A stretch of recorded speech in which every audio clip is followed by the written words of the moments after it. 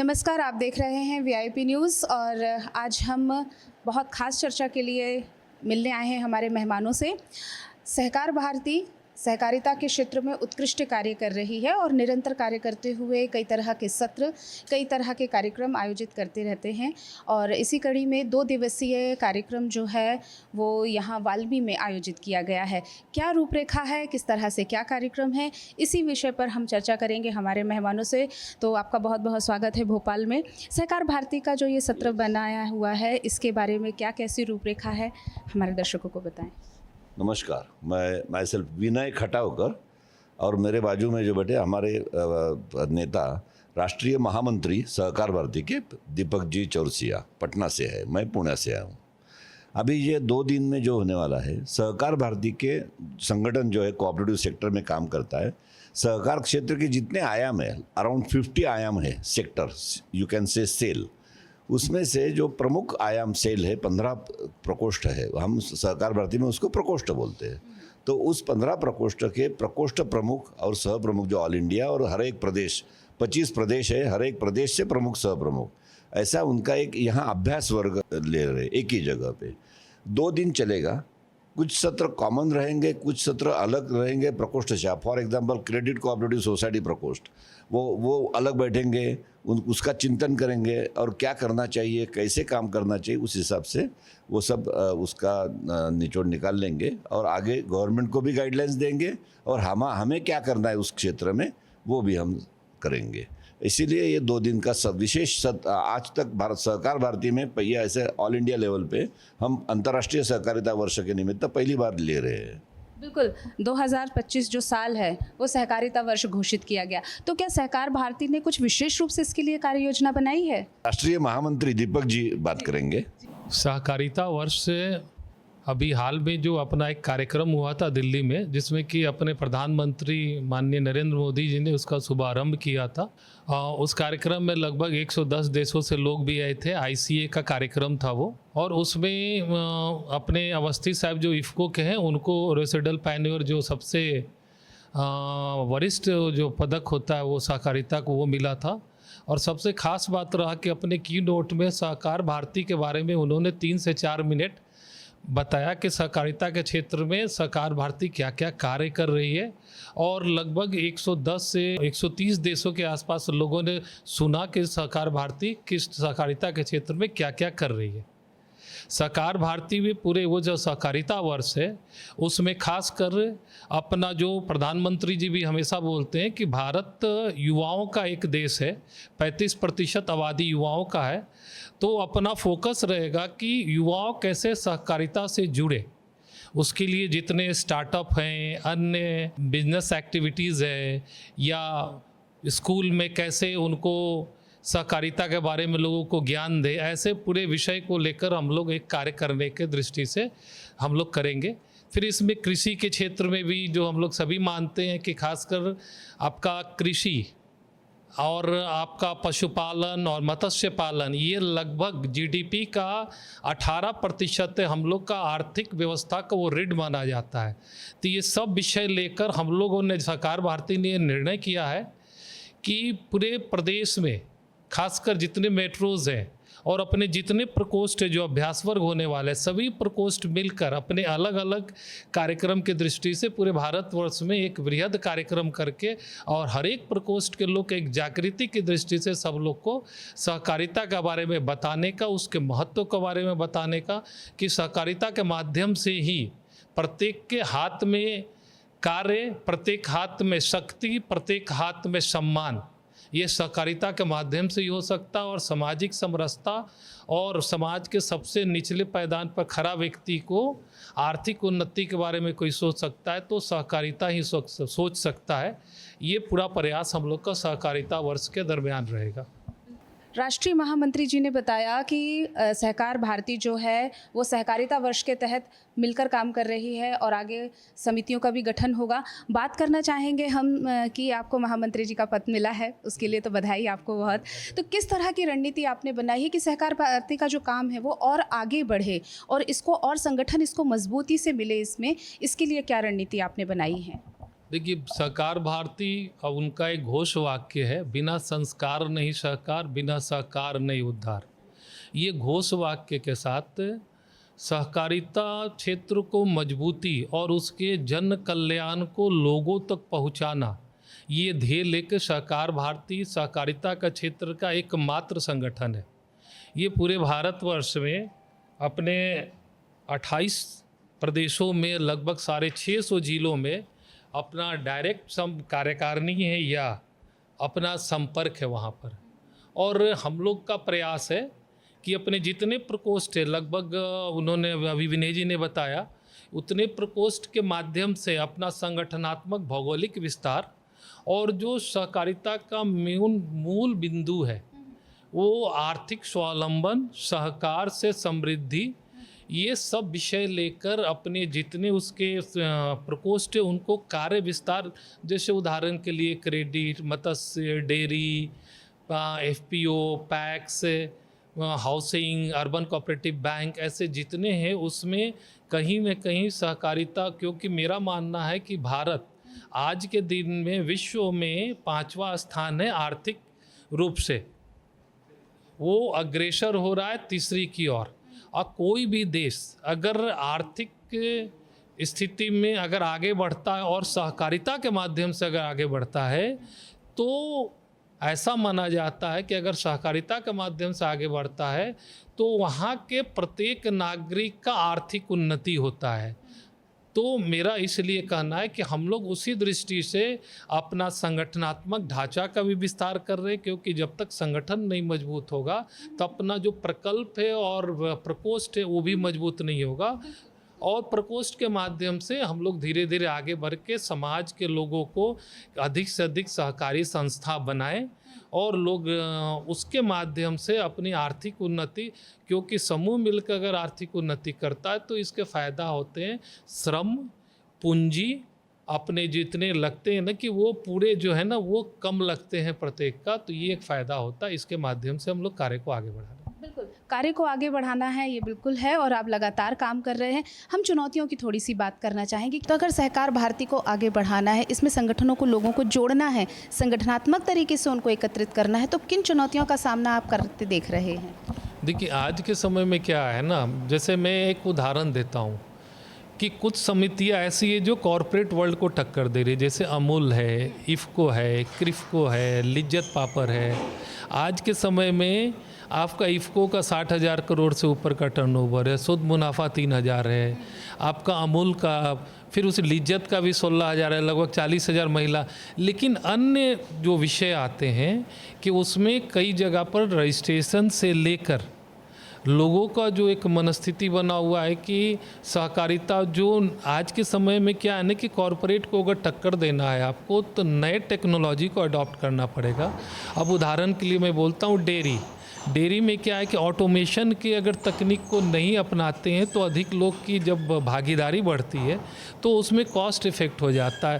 तो ये सब विषय लेकर, और दूसरा क्या है ना कि अपने जितने लोग हैं एक मानसिक रूप से, फिर ये आप देखेंगे कि स्टेट वाइज क्या है ना कि अलग अलग प्रांतों का फिर सहकारिता का दृष्टिकोण फिर बदलते हैं। महाराष्ट्र के अलग दृष्टिकोण होते हैं, गुजरात के अलग हो जाते हैं, बिहार के अलग हो जाते हैं। तो फिर ये भी एक प्रॉब्लम आते हैं, लोगों की मनस्थिति एक प्रॉब्लम आता है। अपने ओवरऑल जो सहकार भारती का एक रोल है, जितने भी चुनौतियाँ हम लोगों क्या कर रहे हैं कि अभी तक हम लोगों ने कई प्रकोष्ठों का अधिवेशन विभिन्न प्रांतों में किया। जैसे पैक्स का हम लोगों ने हुगली में किया, FPO का पटना में किया, आपका क्रेडिट का हम लोगों ने आपका दिल्ली में किया, हाउसिंग का मुंबई में किया, मत्स्य का मुंबई में किया। ये उसमें जितने तरह के प्रॉब्लम है, मैं फिर उसमें उदाहरण दे के बताता हूँ कि जैसे कि आपका क्रेडिट का हुआ तो उसमें क्या है कि 97 अमेंडमेंट, फिर गवर्नमेंट का जो सिक्योरिटी में इन्वेस्टमेंट का उसमें रिकवरी का ऐसे विषय, फिर आपका टैक्सेशन का विषय, वो क्रेडिट में हम लोगों ने उस पर वृहद चर्चा किया। फिर हम लोग अभी जो आने वाले में अर्बन कोऑपरेटिव बैंक का कर रहे हैं तो बढ़ोतरी ऑफ NPA का जो बढ़ोतरी हो रहा है। फिर आपका जो बैंकिंग सेक्टर में आपका ये अपना अर्बन कोऑपरेटिव बैंक की भागीदारी धीरे धीरे घटती जा रही है। फिर आपका डिजिटलाइजेशन जो है उसमें उस तकनीकी को उपयोग कम कर रहे हैं। फिर डोर स्टेप बैंकिंग अपने लोग का कम हो रहा है। तो ऐसे कई विषय पर हम लोग चर्चा करके, और जितनी भी चुनौतियाँ होती है, डेयरी का भी हम लोग करने वाले हैं, तो डेयरी का दूध का उत्पादन कैसे बढ़े, फिर ऑटोमेशन टेक्नोलॉजी का अडॉप्ट कैसे करें, फिर पशु प्रबंधन जो है कि अच्छे ढंग से कैसे रखें जिससे कि गुणवत्ता उन लोग का पशु का बढ़े, ऐसे सभी बुनकर का हम लोग करने वाले हैं। तो ऐसे राष्ट्रीय अधिवेशन में हम लोग तो अंकित करके पर्टिकुलर इंडिविजुअल प्रकोष्ठों को जो चुनौतियां हैं उनकी समाधान कैसे करें, उसके लिए हम लोग लगभग 2 दिवसीय कार्यक्रम करके उसमें जितने प्रकार की चुनौतियां हैं उसमें वो पूरे विस्तृत रूप में हम लोग चर्चा करते हैं। और फिर उसमें सक्सेस स्टोरी क्या है ना कि केवल नेगेटिव बात बोलने से नहीं, कुछ पॉजिटिव बात भी बोलना चाहिए। तो हम लोग हर एक सत्रों में 2 सत्र के पहले 2 सक्सेस स्टोरी, सत्र के बाद 2 सक्सेस स्टोरी, ऐसा कर कर एक वातावरण बनाते हैं। मेरा मानना है कि आज भी सहकारिता आंदोलन कोई निरंतरण वो समाज के लिए कहीं न कहीं लाभप्रद है, और लोग ऐसा मान के चलते हैं कि सहकारिता का मतलब गड़बड़, ऐसा नहीं है। आज भी 5%, 10% गड़बड़ होंगे, लेकिन 90% आज भी सही है। तो हम लोग वो सक्सेस स्टोरी के माध्यम से लोगों को बताना चाहते हैं कि आप ये मॉडल अपनाएंगे तो स्वाभाविक रूप से अपना तो विकास होगा ही, और राष्ट्र का भी विकास होगा। ये ध्येय लेके हम लोग कर रहे हैं। अपने विकास के साथ राष्ट्र के विकास की बात हो रही है। अगर कोई सहकारी समिति से जुड़ना चाहता है, अपनी कोई समिति बनाना चाहता है, विपणन समिति बनाना चाहता है, वो किस तरह से इसमें अप्लाई कर सकता है? इसके बारे में हमारे दर्शकों का मार्गदर्शन करें। देखिए, अभी हम लोग जो आज के कल जो हम लोग का 2 दिन का अभ्यास वर्ग प्रकोष्ठों का है, तो हम लोगों ने एक विषय भी रखा है, बाईलॉज का रखा है। हम लोग प्रत्येक प्रदेशों का अलग अलग, लेकिन सामंत्रण, फिर हम लोगों ने सहकारी कानून पर भी एक सत्र चलेगा। तो उस बाईलॉज हर एक प्रांतों के, क्योंकि कोऑपरेटिव का अधिकांश मैटर राज्य का होता है, तो हम लोग प्रयास करते हैं क्योंकि बाईलॉज में ही अपना वो जो प्रकोष्ठ है उसका लक्ष्य, कार्य करने का तरीका, ऑडिट, एग्जीक्यूशन सभी उसमें रहते हैं। तो हम लोग का प्रयास है कि आने वाले समय में उसका एक कार्यशाला का आयोजन करके जो उस प्रकोष्ठ में इच्छुक होते हैं उनको आगे बढ़ाकर उनका रजिस्ट्रेशन कराकर हर एक प्रांतों का बायलॉज का एक संकलन करके उनको सॉफ्ट कॉपी में भी, और वो प्रकोष्ठ के माध्यम से उन सभी लोग को और ऐसे ही लोगों को तैयार करना। वो अपना तो मूल विचार में ही और मूल कार्य में ही है कि नए रजिस्ट्रेशन अधिक से अधिक करना। पुराने रजिस्ट्रेशन में लोग हैं उसमें जो अपना घोष वाक्य, बिना संस्कार नहीं सहकार, बिना सहकार नहीं उद्धार। तो अपना जो कार्य है, जो इसको बोलते हैं ना हृदय का कार्य, के रक्त का शुद्धिकरण करना, तो अपने सहकारिता के क्षेत्र में व्याप्त जितने भी बुराइयां हैं उस सबको दूर करने का काम जो है सहकार भारती निरंतर करते आ रही है और कर भी रही है। बिल्कुल, सबके लिए सारी बातें बताई हैं। हमारी जो आधी आबादी, जो हमारे आधी आबादी का नेतृत्व करती है, हमारी मातृशक्ति, मातृशक्तियों के लिए किस तरह के सहकार भारती में सुविधाएं हैं और किस तरह से उनके लिए आपने रास्ते खोले हैं ताकि वो आगे बढ़ें और सहकारी समिति से जुड़ें, इसके लिए। देखिए, अभी अपने लोग का एक प्रकोष्ठ है सेल्फ हेल्प ग्रुप का, तो अपने 2 राष्ट्रीय सहकार मेला जो है अपना नागपुर में लगा, आने वाले समय में उससे भी बृहत करके वो दिल्ली या मुंबई में लगने वाला है, जिसमें लगभग हर एक प्रांतों से लगभग 150 से 200 स्टॉल लगते हैं। और उसके जितने भी प्रांतों के कुटीर उद्योग है उनके सामान को हम लोग, क्योंकि सेल्फ हेल्प ग्रुप से अधिकांश जो लोग हैं वो महिला लोग जुड़ी रहती है, तो हम लोग का मानना होता है कि महिला सशक्तिकरण का प्रयास हम लोग निरंतर कर रहे हैं। वो माध्यम हम लोग का सेल्फ हेल्प ग्रुप के माध्यम से भी है, और अन्य माध्यम जैसे आप जाएंगे पुणे में तो आपको एक क्रेडिट सोसाइटी केवल महिलाओं की है, उसके कई जगह ब्रांचेस भी हैं। तो हम लोग का निरंतर प्रयास भी हो रहा, उसके लिए हम लोगों ने महिला प्रकोष्ठ भी बनाए हैं हम लोग, कि हम लोग कैसे महिलाओं का सशक्तिकरण करें, कि नारी शक्ति जब तक कि आगे नहीं बढ़ेगा किसी भी देश का कल्याण नहीं हो सकता है। और नारी शक्ति का बढ़ने का का एक सबसे उत्तम माध्यम वो सहकारिता ही है। और क्रेडिट के माध्यम से भी हम लोग ऐसा प्रयास करके कि कैसे उन लोग आगे बढ़े, और अगर वो नारी शक्ति आगे बढ़ती है तो आप मानेंगे कि उनके द्वारा जितने भी कार्य होते हैं वो सही ढंग से होते हैं, उनका नेतृत्व बहुत अच्छे ढंग से होते हैं। संयुक्त राष्ट्र संघ ने साल 2025 को सहकारिता वर्ष घोषित किया है। इस दिशा को आप सहकार भारती के तारतम्य में जोड़ कर क्या देखते हैं कि इससे कैसा और मैजिक हो सकता है? देखिए, यूनाइटेड नेशन प्रत्येक वर्ष कोई न कोई ऐसा विषय को लेके चलता है जो समाज को आवश्यकता होता है।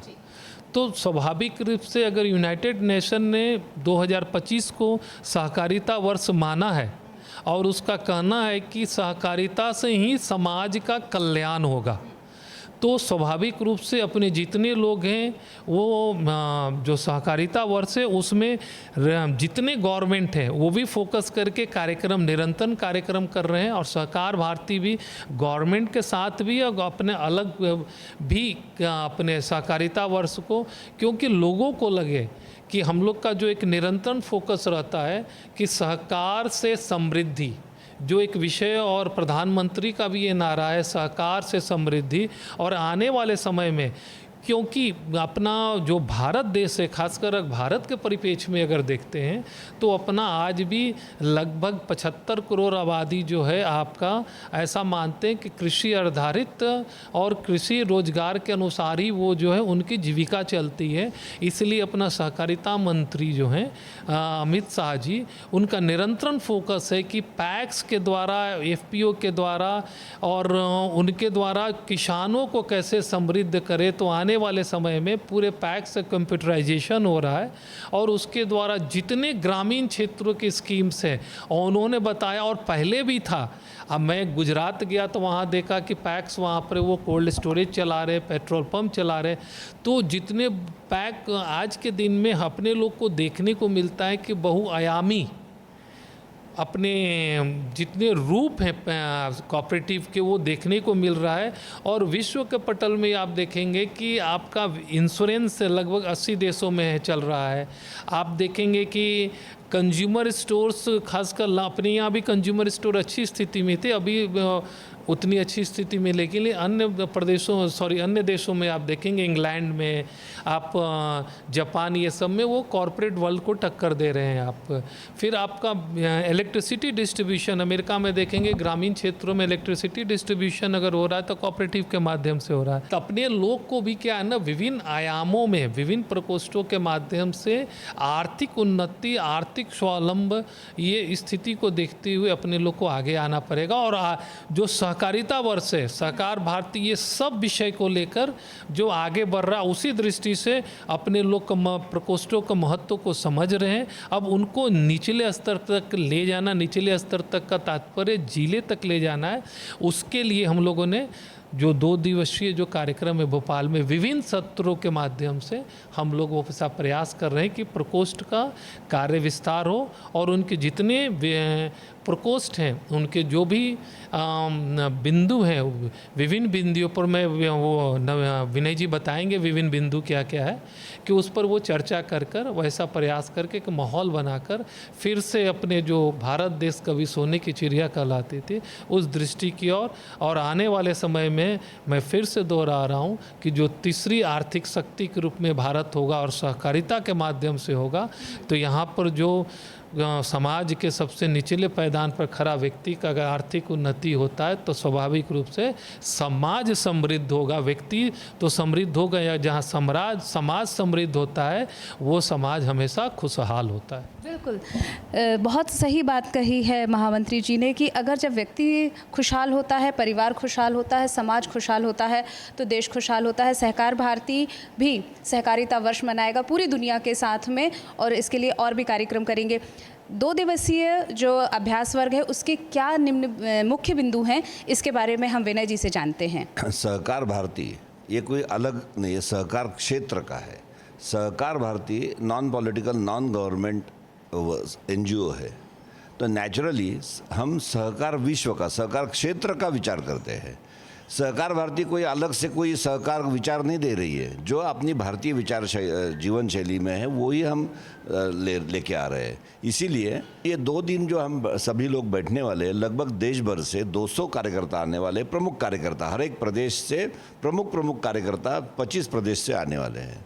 तो उसमें हम for example credit cooperative society है, तो उसमें क्या होना चाहिए, आपके प्रदेश में कैसा है, हमारे प्रदेश में कैसा है, ओवरऑल बायलॉज में या कोई पॉलिसी मैटर में क्या लूप होल्स है, क्या सुधार होना चाहिए, क्यों प्रॉब्लम आते हैं, डिपॉजिटर्स के प्रॉब्लम्स क्या है, लोन लेने वाले के प्रॉब्लम्स क्या है, और आगे चल के अंतिमता हमें ये क्यों कर रहे हैं। Sahakar Bharati is a support system to cooperative movement. Sahakar Bharati is a support system to cooperative movement. इसीलिए हम मानते हैं कि सहकारिता से ही समृद्धि के और समृद्ध राष्ट्र निर्माण कर रहे हैं। इसीलिए एक जो राष्ट्रीय स्वयंसेवक संघ विचार परिवार के क्षेत्र से हम लोग आते हैं। तो नेचुरली हमारा उद्देश्य क्या है कि हमारा राष्ट्र समृद्ध होना चाहिए। उसके लिए मार्ग क्या है, सहकारिता ये मार्ग है। साधन क्या है, सहकार भारती के विविध प्रकोष्ठ, ये हमारे साधन है। तो हम साधन कैसे और अच्छा करें, उस हिसाब से 2 दिन में अलग अलग बिंदुओं पर चर्चा करेंगे। बारकाई से चर्चा होगी। मैंने जैसे पहले बताया, अलग अलग प्रकोष्ठशाह बैठेंगे, स्वयं सहायता समूह वाले अलग बैठेंगे, और पूरा उसका ये करके हम उसको एक समराइज करके आगे चल के कैसे करना है और क्या प्रबोधन करना पड़ेगा। सब कुछ गवर्नमेंट करेगा ऐसा नहीं है, समाज ने भी कुछ करना चाहिए। गवर्नमेंट तो गवर्नमेंट की जगह है, तो हम नेचुरली ऑफ कोर्स हम स्टेट गवर्नमेंट को जो चीज़ें कम लग रही है, लूप होल्स है, वो तो सबमिट करेंगे इस 2 दिन के अभ्यास वर्ग के बाद। और उससे भी और उठकर हम समाज का प्रबोधन करेंगे कि आओ, चलो सहकारिता मूवमेंट में आओ और हम साथ में आओ और विकास करो। इसीलिए आपने जो पूछा था कि सहकार भारती में या किसी को नई संस्था खोलनी है, सहकारिता में काम करना है, क्या करना है, कुछ नहीं करना। सहकार भारती के वहाँ के कार्यकर्ताओं को मिलना है, अपने आप आपकी जुड़ जाएंगे और सहकारी संस्था स्थापित होगी। हमारे कार्यकर्ता मार्गदर्शन करेंगे। वही तो हम 2 दिन में करने वाले हैं कि आपके यहाँ अगर कोई आया, मुझे सहकारी संस्था स्थापन करनी है, पंजीयन करना है, तो क्या करना, वो भी हम चर्चा करने वाले हैं। और ये ऐसा हम 2 दिन में विशेष करने वाले हैं।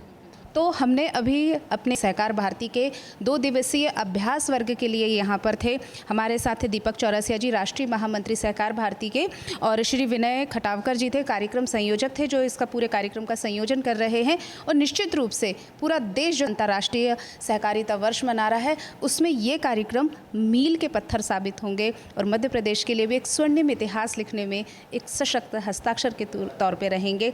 कैमरामैन हर्ष के साथ मैं डॉक्टर रानी रैकवार।